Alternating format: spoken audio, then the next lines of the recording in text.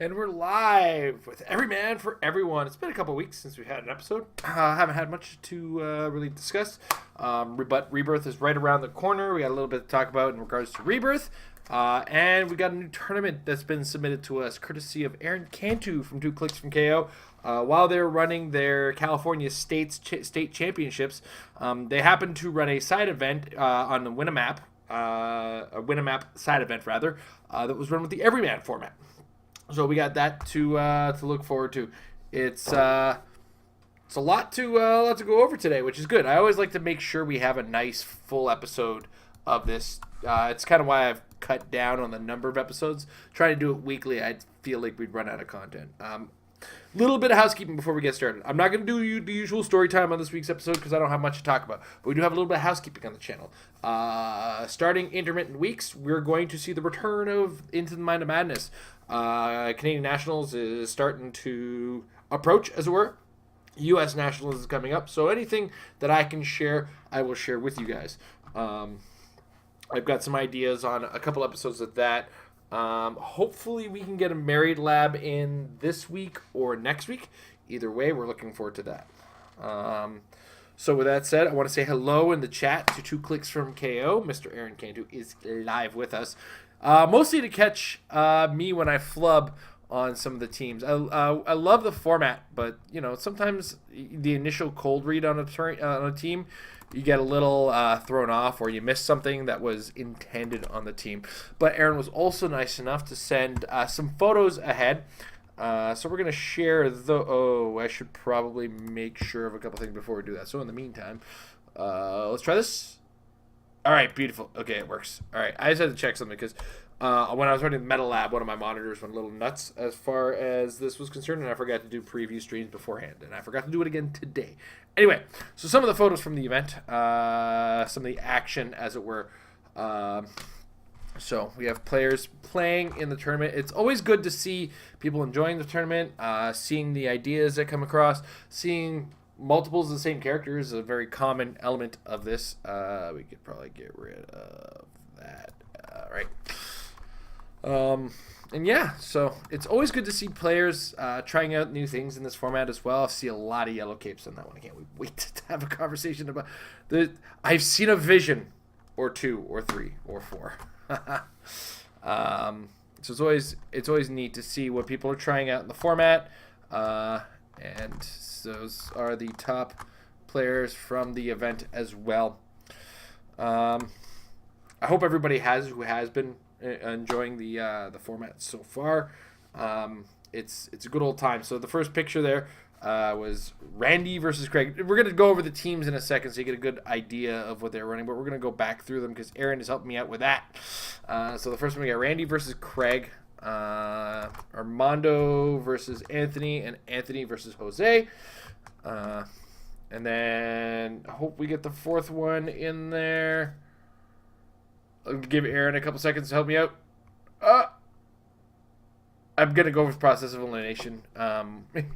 It's the last two players we haven't mentioned yet. So back to the main scene. Goodness me, I'm bad at scene transitions. I really got to get some transitions set up or something. Get better at my OBS game, as it were.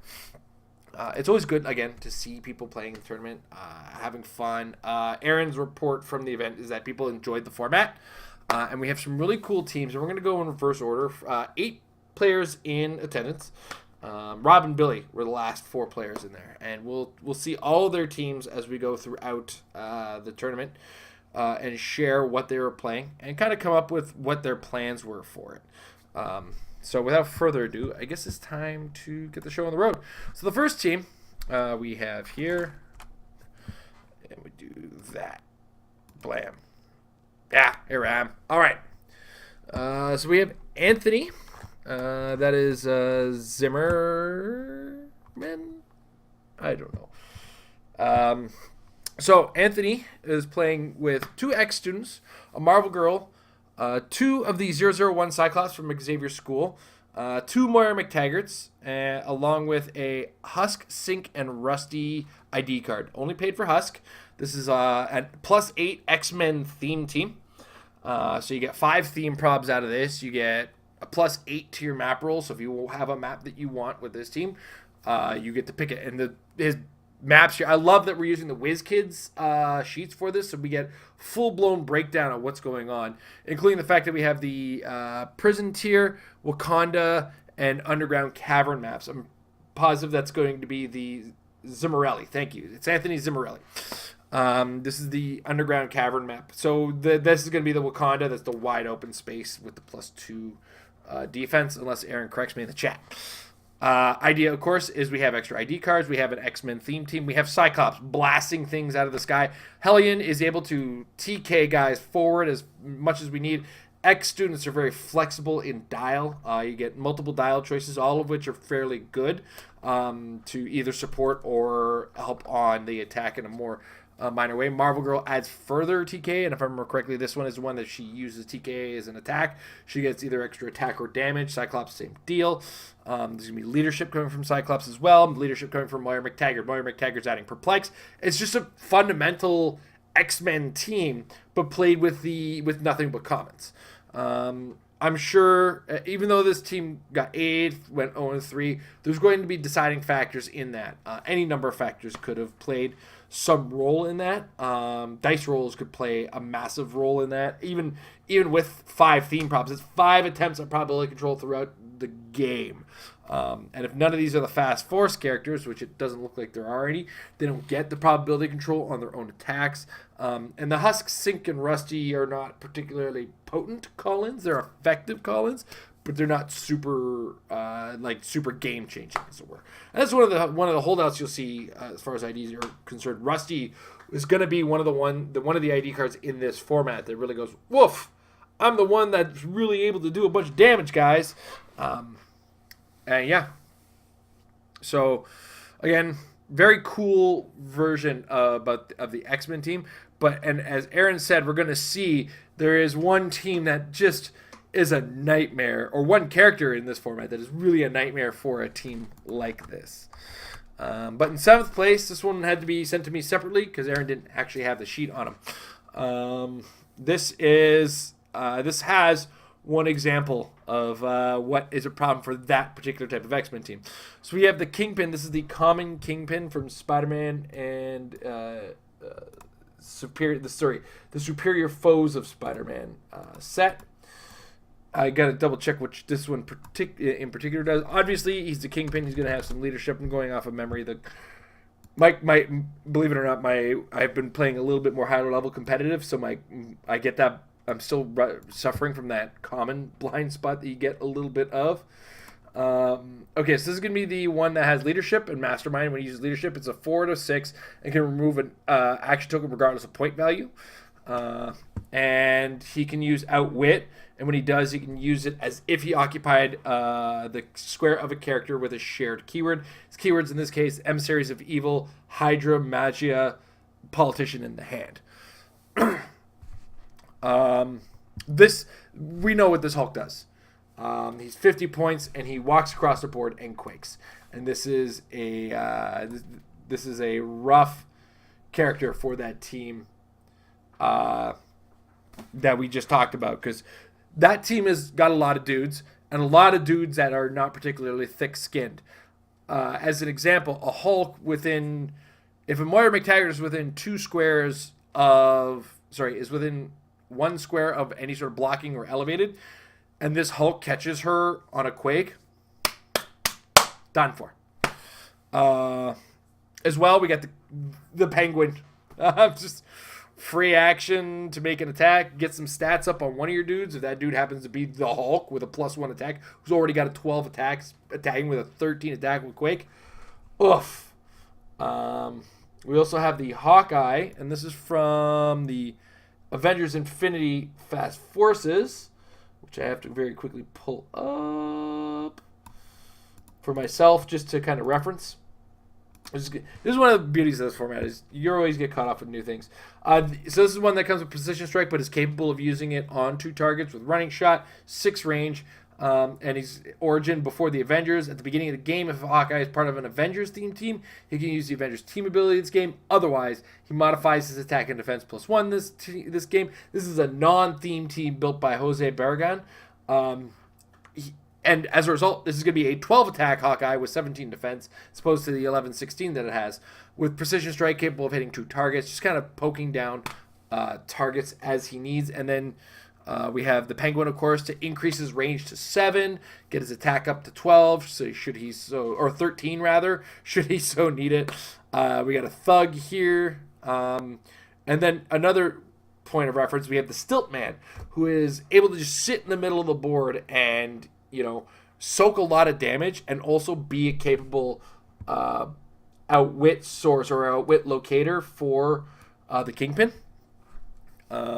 And of course, he's got 5 leg extensions.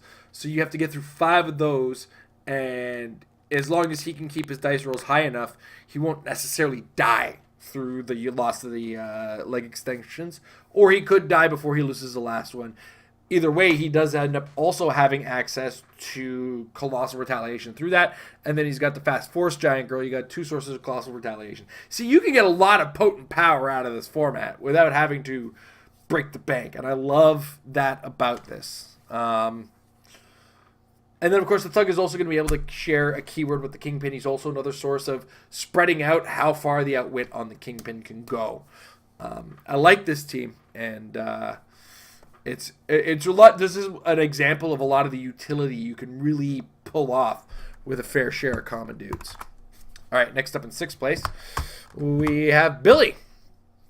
Billy is running the 40-point Poison Ivy from Batman Animated Series, the 45-point Elseworlds Flash, the common one, obviously, duh, Jason. The What If Spider-Man, the Elseworlds 60-point Batman, the one that has the wide area perplex, and he's got the Batman Beyond.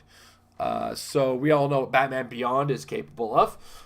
This Poison Ivy, I believe, I have to quickly check.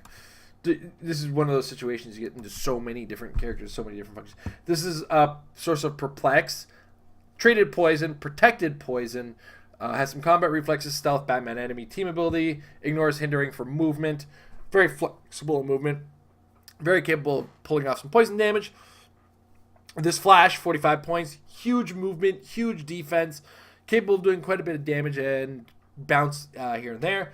The What If Spider-Man, trying to remember. I believe that's a hypersonic. I might be wrong. I'm very capable of being wrong. Yeah, he can use hypersonic. When he does, modifies his damage by +1 if his target is on a lower elevation than the one Spider-Man occupied when he began movement. So he can get extra damage on a guy who's lower than him when he's making a hypersonic attack.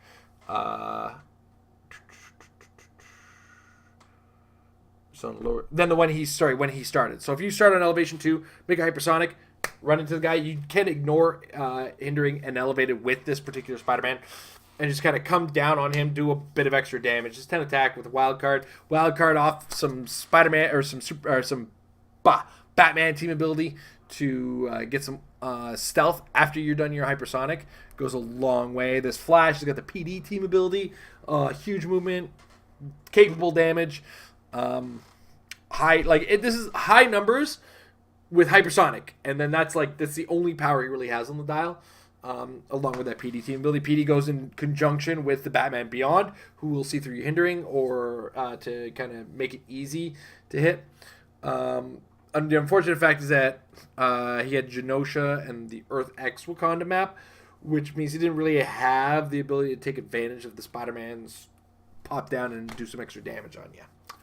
So that's kind of what Aaron is sharing in the chat. But cool, good stuff, team. Next up, we have the 5th place team. This is Jose Benz again? Oh, did I get the same team twice? Did I put down 7th as 5th? Uh-oh. Because this looks very similar to the other team I just talked about. Unless they both played the same team, in which case we kind of discussed this. We kind of understand how it goes. I'm kind of embarrassing myself on this one, but thank you for Aaron's in the chat, and hopefully the delay that he is kind of seeing gets caught up on it. But again, it's the same idea as the team we discussed before. I'm just going to quickly break through the barriers of time space.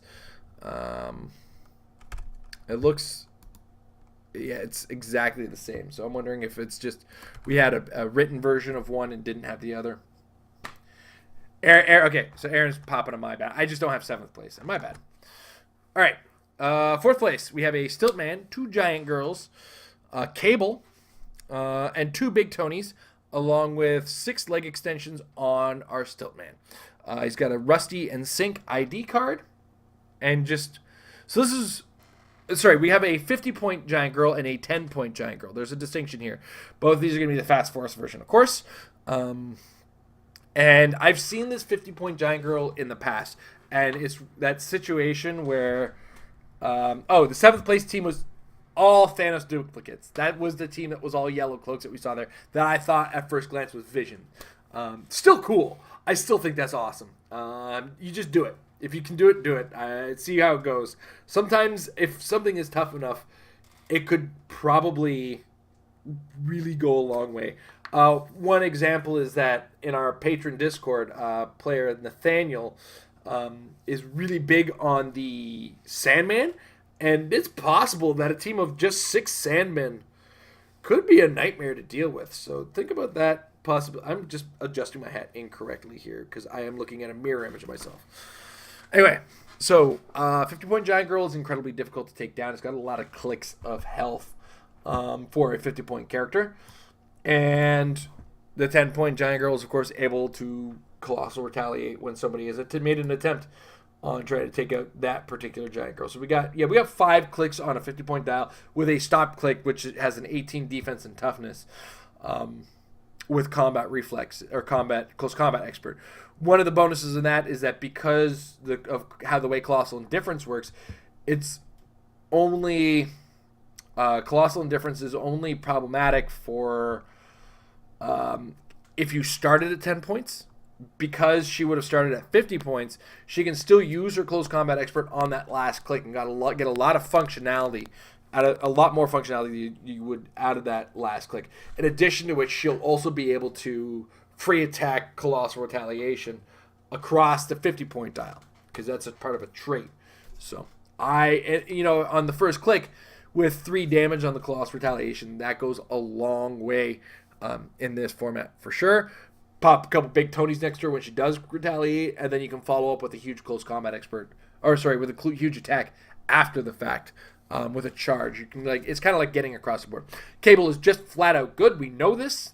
We've talked about him since the onset of the format, and he's gone in July. So, Stiltman, like I said, does Stiltman things. Gone in July, but he's a tough dude, and there's so much Colossal Retaliation going on in this team that you'll get caught off guard with the fact that there's no limitations on the Colossal Retaliators that we have in the format, really. We have the Fast Forces Giant Girl, who does not matter. It doesn't matter whose Colossal Retaliation has been activated.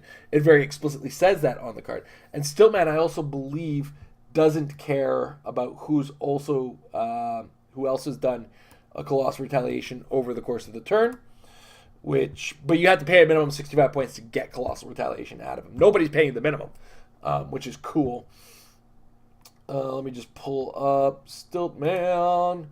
Yeah, his Colossal Retaliation is his damage power.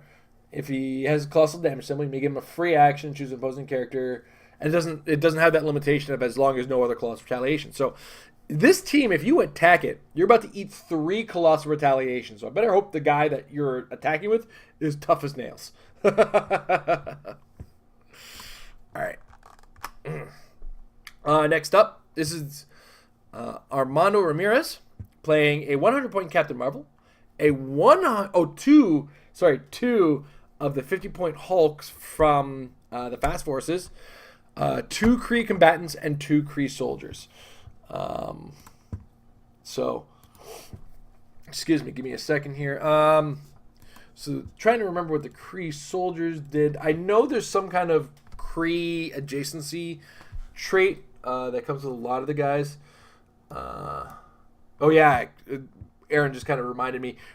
Stiltman also has Quake in addition to that Wicked Colossal Retaliation, so that's a very punishing, strong team. Should I do something about that in the format? Potency is good. Virility. Strong like oxen. Captain Marvel. Kree soldiers.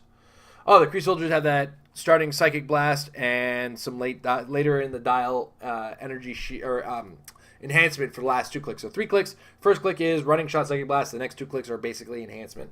And they have an ability if a friendly character if the Kree character. So you get extra breakaway roll. So it's really hard to hold down the Hulks. If you got plasticity on your team, the Kree combatants come next to him, and then he's going to still find, like, if you get the both of them, you can get a breakaway still get a breakaway on a 2, which is really a cool, thought-out choice. And then the Kree combatant makes it harder to break away from the character. So, yeah, so the Hulks hold you there as well. And this Captain Marvel is the charging probability control version of her, which also has Quake, and when she uses it after resolutions, any hit targets that didn't take damage from the attack are dealt 1 penetrating damage, which is really good if they happen to be bunching up dudes with, like, a Cable or a Batman Beyond. It forces them to kind of deal with the fact that they're going to take some damage regardless. So I kind of like this build, and apparently Armando had to change his team at the last second because he was originally playing the rare Captain Marvel, which is a no in the format, and he changed it to 2 Hulks. Okay, seems like a reasonable change to me. All right, so we go to second place, and this is I gotta go through the names again. This looks like Craig, right? Craig? I hope I got the right name. It looks like it. He's got the 50-point Black Panther from the Fast Forces, a 50-point Giant Girl, 100. Is this 1, 2, 3, 4, 5? I think that's like. So he's got 2 50-point Giant Girls, the 50-point Black Panther from the Fast Forces, and 3 of the 50-point Hulks. That's... What does this one do, guys? Just a note, this Black Panther is one of the few guys in the format capable of making dudes. He makes the Animan. He's got leadership and stealth traded, and he's got a power action, generate an Animan. And the Animan have charge, quake, empower, and are 0 points of 5 range. So you're just so much close combat damage that can occur. It's potent. But in first place, now this one's gonna be a little hard to read. I had to get some translations from Aaron on this one. The Black Panther also has Outwit and Prob, I believe. Where are we? We're looking for the 50-point version. Is it Outwit or Perplex? Am I looking at the wrong one? I think there's 2 Black Panthers in the format. Sorry, I'm just gonna kind of go back to my other team there. Figure 2, 102. Oh, I'm looking at the wrong one, I think. Oh, I screwed up again.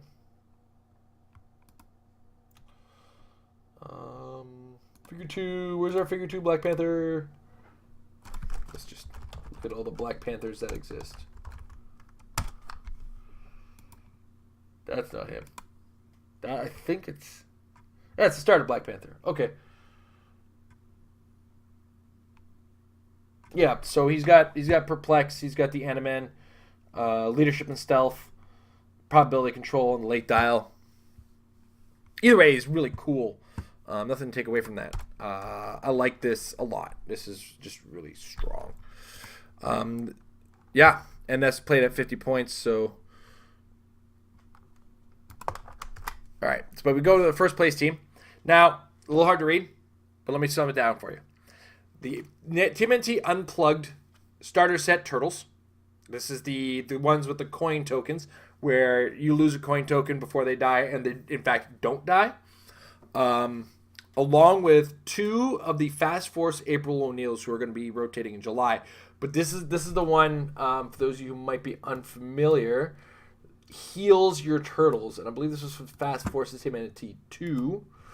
Yeah. So I'm going to pull this up very quickly here.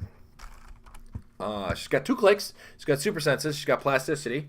Comes out at 25 points. This is a TMNT ally theme team. We got to save April as the first rate. When April would be KO'd by an opposing character's attack, place her on that character's card instead and place a rescue token on April's card. Friendly characters with TMNT ally keyword modify their attack by +1 when targeting a character that has April on his card. If the character with April on his card due to this effect is KO'd, place April into a square at last occupied on click number 1. At the end of the game, the opponent scores 25 for each rescue token on April's ability or April's card. This ability can't be ignored. I've got Pizza Guys as her special attack power or damage power. Once per turn, you may choose one of the following. Give April a free action to heal one adjacent character with the TMNT keyword 1 click, or give her a power action to heal all adjacent friendly characters with the TMNT keyword 1 click. Yeah, my jaw did the same thing yours is doing. We also have 2 Mudmen. And a Rusty ID card to kind of pull it all together. This was the team that ended up winning. So it's that whole... This is one of the harder teams to kill in the format, and this survives rotation with the exception of the Aprils. So if TMNT gets another way of healing, there's some longevity to it, but I don't think we actually have a source in Unplugged currently, so another set would have to come out. Or you'd have to break theme to some degree, possibly. Or you keep one of the other themes alive that these guys have, which could be Martial Artist or TMNT Ally is really where you get more flexibility. But the possibility of healing kind of flip-flops. So, anyway, I want to give congrats out to Robert. He did a fantastic job. And 2 Clicks from KO is planning on posting a video of the finals tomorrow evening on their channel. So check that out. That should be youtube.com/2 clicks from KO. I'm hoping that's TWO clicks CLIX from FROM KO. Look them up on YouTube. That'll be your best bet. So check out 2 clicks from KO on YouTube. And watch for that video. Subscribe to them. Hit that little notification bell like you should do with ours so you know that videos are coming. It's just a useful thing on YouTube in general. I feel like hearing that constantly on a lot of the YouTube videos that I watch, it's one of those things like use YouTube properly. And I feel like almost condescended to in the fact that I got here courtesy of that thing. So congrats to especially Robert, but all of those teams were really cool, and I'm impressed with some of the different things. His prizes turned out to be a lockjaw, a map, a brick of Secret Wars Battle World, that the finalists split a brick of Secret Wars Battle World. So that's cool prizing, man, and that's the kind of prizing I want for this kind of event. You know, it's like big prizing, little teams, like cheap-ish teams, just get it all together, guys. I love the way the format's really kind of coming to its own, and I'm looking forward to what it looks like in rotation. Speaking of changes to the format, though, Rebirth just came out this week. 16 new figures enter the format come next Wednesday. So let's take a little bit. We're going to have to use the HC Realms rumors thread because I do not believe the unit section has all of the commons just yet, but I'm going to check my math to be sure. Yeah, they only have figures 3, 4, and 12 in the commons. So there are 16 new commons to look at in brief. Aaron, I want to thank you very much, guys. Check them out at 2 clicks from KO. To just keep an eye on what they're up to. Thank you very much for keeping the format alive and running it as a side event to your states. This is kind of the thing I wanted to see across the board. So if you have any questions for Aaron while you're live, hit him up in the chat, and I'm sure he'd be more than willing to help you with any more of the details that I may have missed just by sharing teams. This is one of the things is when I'm looking at the teams, I'm kind of doing a cursory look and kind of explaining what a lot of the figures do. And then there will be improvised actions that a lot of players will take that I might not have seen, or other tricks that they pulled off that just don't seem obvious to me. And it's always good to see somebody in the chat who was there kind of catching those for me. So thank you for that, Aaron. Thank you very much. All right, are we done with my babbling? Is it time to look at some new commons and see how they fit into the format? I think it is. All right. So, once again, thanks to Jay for providing this thread every time we got a new set coming around the corner. And we're going to look at Rebirth and what kind of cool stuff we get from this set. And I love the first figure in the set, my favorite villain, my personal father figure. Okay, not my father figure. My father has both of his eyes still. Real eyes. We're all four-eyed. Who are we kidding? But that's Deathstroke. Real name Safe Wilson. He's got the wild card team ability. He's got 6 range, and he's got the Assassin, Hive, Martial Artist, Society, Soldier, and Suicide Squad keywords. He is indomitable. He's got Ignores, hindering from movement. And this is probably our new tentpole once Cable and Batman Beyond. This is the guy to kill once Cable and Batman Beyond are out of the format. Because just look at the stat line. And for 100 points with 6 range, he's got a trait where when Deathstroke KOs one or more characters with an attack, after resolutions, heal him 2 clicks. Oh, man. He's got some last click regeneration. It's not a stop click, so it's not unstoppable. But he's also got that special movement power in his first 3 clicks. It gives him charge and running shot. This is a high point meaty dude for this format. And he's a good figure to build around. And the number of keywords that he has, including the 3 generic ones that he has, make him very versatile for building theme teams if you're looking to win map. The Hive, Society, and Suicide Squad don't show up in the common as frequently, but Suicide Squad did have a showing in Harley and the Gotham Girls, so do keep an eye open for that and see what you might be able to do with that team. But just in general, this guy is really, really solid in format, and I'm looking forward to what he can do. All right, next up, figure number 2, Jericho. No team abilities. He's 6 range. He's 60 points, but this is one of the Defiance characters. So he has Defiance and Armor keywords. He's got a trait, and this is on all the Defiance guys. When Jericho hits one or more opposing characters with an attack, but none are KO'd, after resolutions, roll a d6. 3 to 6, heal Jericho 1 click. Now, one of the neat things is he's also got a special movement power, Mind Control, and Running Shot on the first 2 clicks. He's got Mind Control across the board, and he's got Psychic Blast to start. He's got Precision Strike in the mid dial. It's worth noting that Remember We're the Good Guys trait is really effective on Jericho if he's starting to take some damage, because he is so not killing people. So if he takes a little bit of damage, he's very likely to be popping off some heals just from his mind controls, because those are attacks. They don't do any damage, but that's kind of the beauty of it. You're not going to KO a dude with Jericho. So I think that is an important thing to keep an eye on. And next up we have Rose Wilson, who's 60 points, Defiance, Assassin, and Martial Artist keywords. So this is another Defiance character. Ignores hindering for movement. This is just a meaty, close combat, focused dial. That's what this does. And she's got the Defiance trait, which is Remember We're the Good Guys, but she also got traded probability control. She can only re-roll opposing attacks. Now, it's not necessarily opposing attacks targeting her. Just double check that. I got the stack right here. Yeah. So there's some potential there if you want some offensive probability control. You want to squeeze that little extra protective probability control. It's just, she's good, but you're kind of building with her in mind, as it were. All right. Next up, we have Tara. 6 range, 65 points, Defiance keyword. So this Defiance team kind of exists in this set. She's got Empower. Remember We're the Good Guys trait. Insert rock-based power pun here. Barrier. Other friendly characters adjacent to one or more of her barrier markers can use toughness and modified defense +1.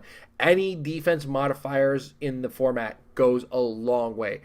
And even if somebody manages to break through one of them, if your character is properly placed, they could still be adjacent to two of them, meaning they're still going to get their +1 defense. In addition to which, in a late dial, she's got energy shield, toughness, and willpower. She doesn't start with willpower, but she's sidestep, capable of carrying, capable of the barrier. Like, there's a lot of utility that comes out of this Terra. So if you're building the Defiance keyword, think about that, but this format doesn't necessarily subsist or survive based on the keywords that you're using. So I think Terra can still find her way into the format as is, without necessarily requiring her as part of a specific theme team. All right, next up, Kid Flash. Ignores elevated, ignores hindering from movement, Titans Reborn trait, which means he can take a move action, then use a Teen Titans team ability. I don't think there's enough Teen Titans in the format for that to really kind of pop at me. He's Central City Teen Titans and Speedster. Personally, in format, I'd almost rather pay 5 less points for the Elseworlds Flash. But then Elseworlds Flash is eventually going to disappear. Not this year, but next year. He's gone. Because Elseworlds is going to be the oldest set. So that means that we can revisit this Flash when A, we get more Teen Titans, and B, we just can find or you know what, alongside that other Flash on a Speedster team, if you're coming up with that, you've got that idea somewhere put aside, and there's a common Speedster team that you can see, he might fit in. But I feel like just that Elseworlds Flash kind of edges him out as far as a speedy dude who can do the damage that you want to do and make the attacks that you want. But location bonuses are a thing in the format, so he might, if you're playing a theme team with him, be it a Speedster Teen Titans team, you could make use of the Wakanda map a little bit better than you would be able to use it with the Flash. I'm not against the location bonuses. I haven't full out said no to them, and I think they're part of the maps as far as I'm concerned. And I'm going to wait until rotation to make a final decision on, but I'd assume they're going to stay. So if you conclude Wakanda, then yeah, Kid Flash does kind of seem more appealing than the other Flash because you'll get those rerolls. Thank you, Aaron, for putting that out in the chat. Next up, we have our Titans version of Power Girl. Star Labs, Teen Titans Scientist, 50 points. So this is part of that Titans team that's in there somewhere. I mean, what you see is what you get, Dial, with the Titans Reborn trait. She got Perplex, which is a good addition to Teen Titans, but this is like generic throw a object at your face or in close combat rather kind of character. I think that's where Power Girl sits in this. So she's a part of that Teen Titans team. She's also capable of carrying early because she does fly, but she doesn't wow me per se. Next up we have Commander Steel. This is a tough dude. Don't let this Dial fool you. This 4 clicks is Indomitable with Invulnerable, and then some later 18 defense with close combat Mystics effectively with the Haywood Legacy when Commander Steel is hit with a close attack. After resolution, deal the attacker 1 penetrating damage. And then he's got the Simpler Time trait, which unfortunately come July is going to be gone. But until July, there's a couple dudes that can make really good use of this, that kind of, and his Simpler Time adds the Haywood Legacy to anybody sharing his defense. So now also don't forget 4 damage on the late dial. Yeah, it comes with a 9 attack, but you can get that attack up. We know how to play hero clicks. Just imagine getting hit by that 40-point character with 4 damage. Like we're not talking Molly Hayes levels of WoW, but there's a WoW factor at this 40 points as well.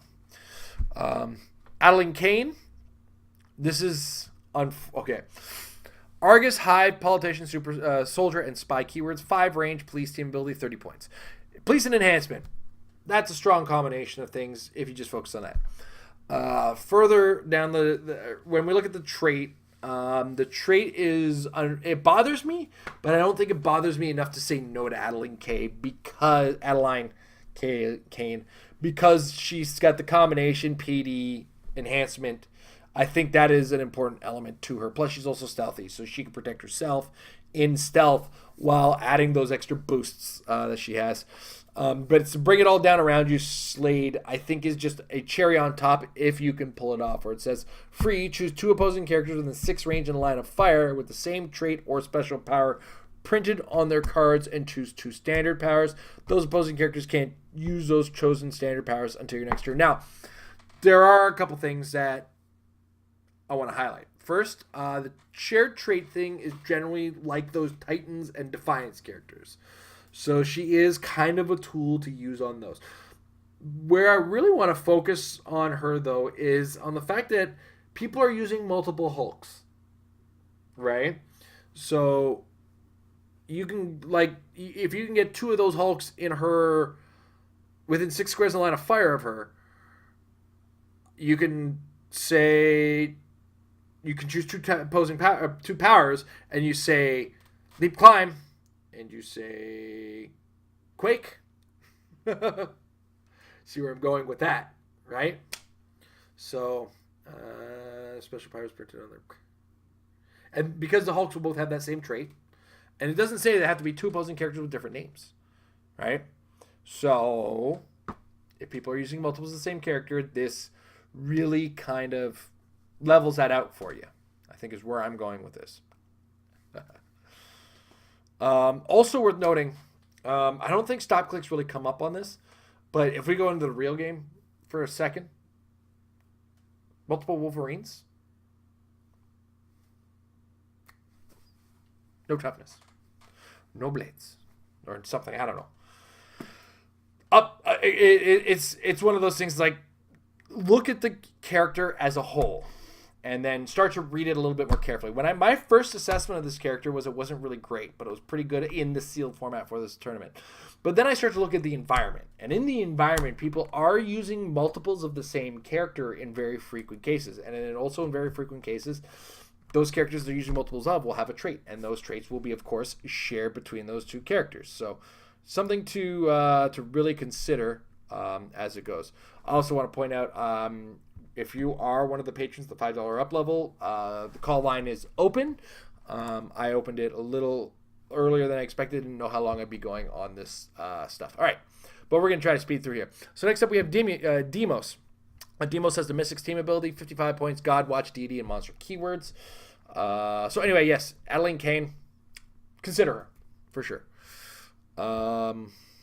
Quaking and Terror trait. So it's a what you see is what you get dial. No Indomitable, but unique modifier. Opposing characters within 4 squares modify attack -1. The Dune Buggy's not allowed in this format. But that's just as good, if you ask me. This is the Dune Buggy that could punish you for hitting it, because he's got the Mystics team ability. Demos and Phobos won't be in the same format, because I believe Phobos is an uncommon in the set. Yeah, he's an uncommon. So unfortunately, you can't use both of them, so that second trait won't really trigger. But that said, -1 attack is obnoxious. If you've ever tried to play around a Dune Buggy, it is a bloody nightmare. So have fun with that. All right. Next up, Nightwing. Batman ally and Titans keyword. He's got the Titans Reborn trait. Improved movement, ignores elevated and hindering. He's playable at 75 or 50 points with the Batman family, Teen Titans, and martial arts keywords. What do we add to this? We had that special attack power, which he has on 3 clicks at 75, 1 click at 50. Does your utility belt still have a fax machine too? It's leadership, flat out. Also free, choose close combat expert, range combat expert, perplex, or outwit, and he can use the chosen power until your next turn. So you take free action, you either get outwit, perplex, range combat expert, close combat. Read the table, read your situation. I think Nightwing is one of the things that makes the Titans team viable. There's another character down the line who's going to make the Titans team viable, but this Nightwing is one of them. All right, next up we have Duke Thomas. The signal will not be legal in format as it is a prime common.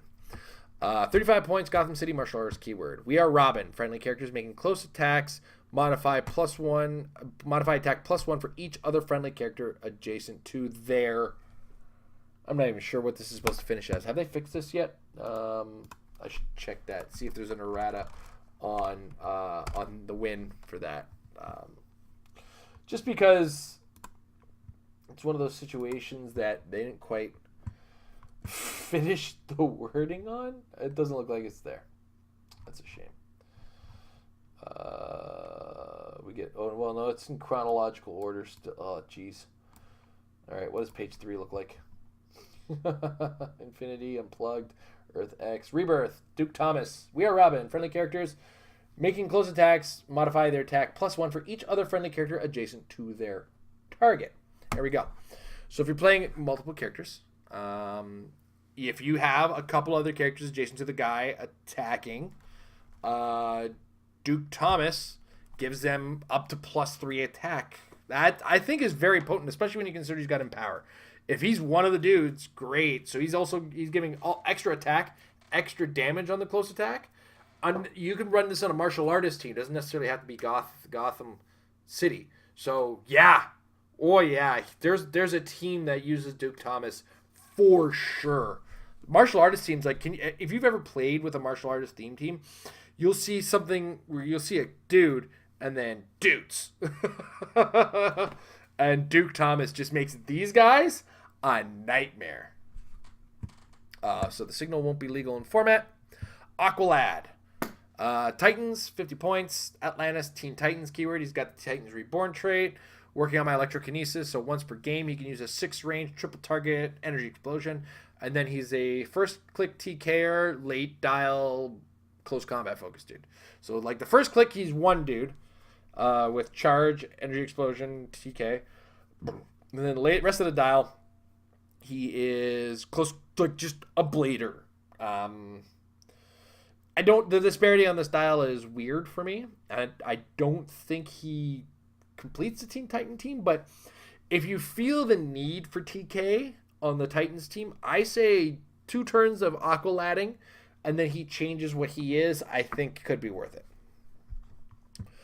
But here we go. This is the other character I like next to Nightwing, who really makes the Titans kind of oomphy in the format, and that's Cyborg. 7 range, 2 targets, 75 or 50 points as well.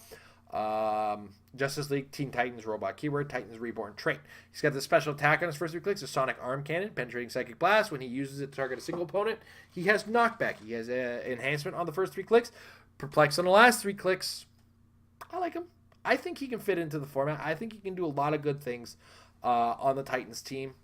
Be part of a robot team, be part of a Justice League team. I think there's potential in Cyborg. Prez Rickard. Tell me he's not in this format. You need some leadership? He's got it. You need to maintain your theme team? He'll let you do it. You need an 18 defense with defend? He's got it. I'm voting Prez. What else? So yeah, he's got a traded leadership. He succeeds on a 4-6, and if you really need to do a lot of actions on this turn, you can pop a couple of action tokens off your opponent's characters, get action tokens off of your dudes as a result. But because it's your active turn, if you can really capitalize on that opens up the doors for such a really good big turn. Prez Rickard, definitely a solid support character for the format. Wonder Woman, Justice League, 100 points. Amazon, Justice League, Trinity, Mystical Warrior keywords. Leading the charge when Wonder Woman makes first attack during a turn and hits until your next turn. Other friendly characters with the Justice League keyword can use Close Combat Expert. Now, one of the things is that they don't have to have a leading the charge trait, and there are Justice League teams that are really, really minty in this format, especially when you include the cowboy ones. Imagine you've got a dude based with your John Jones, and Wonder Woman has just charged. Now he's got Close Combat Expert. She's also traded Lasso and Shield, Energy Shield, Super Senses, but only against close attacks.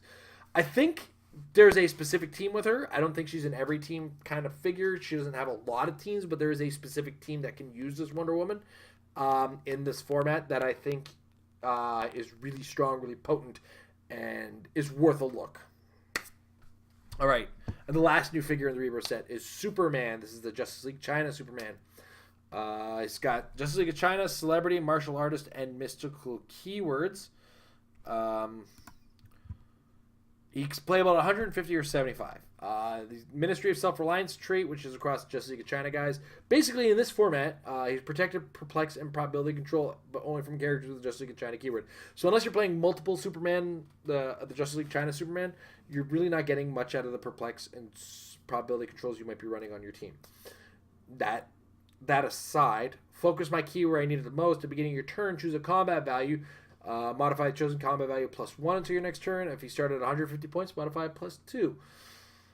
He's not bad, but I think the limitation is a little harsh on him, and it makes me nervous about him. Now, granted, he can prob himself, so that's something worth mentioning.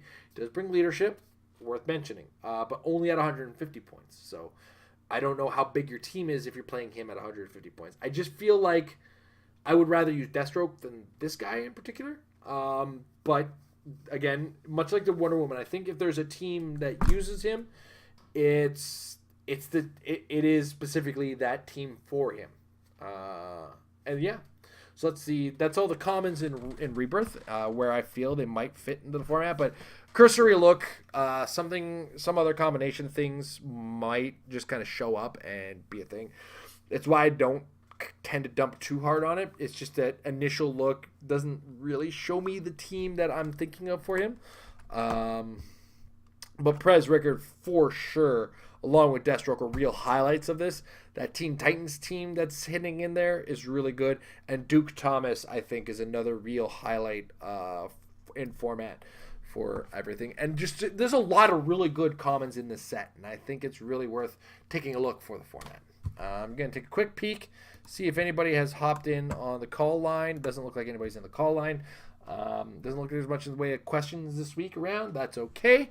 I do want to thank especially Aaron from 2 Clicks from KO.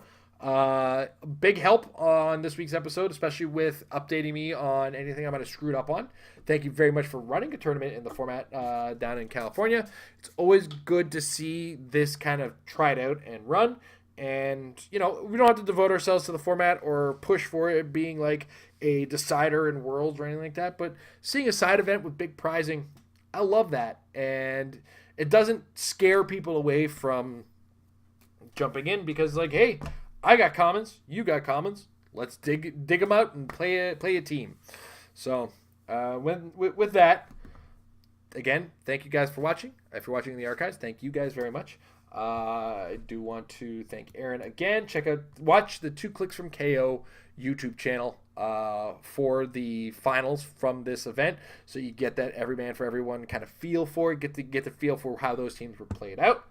And remember, guys, the whole beauty of this format, much like the Everyman project in comics, when everyone is special, no one's special. Have a good night, everybody.